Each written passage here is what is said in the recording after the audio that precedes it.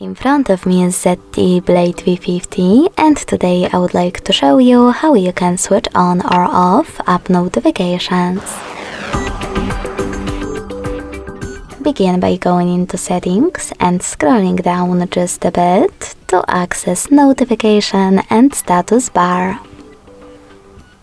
Then select app notifications at the top and click on all apps at the top left corner.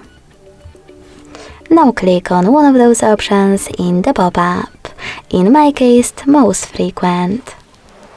Lastly, by tapping on blue switcher next to one of your apps, you can disable all notifications from it.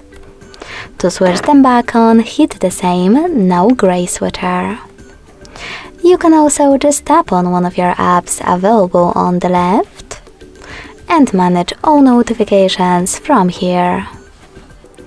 Thanks so much for watching. If you enjoyed this video, leave a like, comment and subscribe. Bye!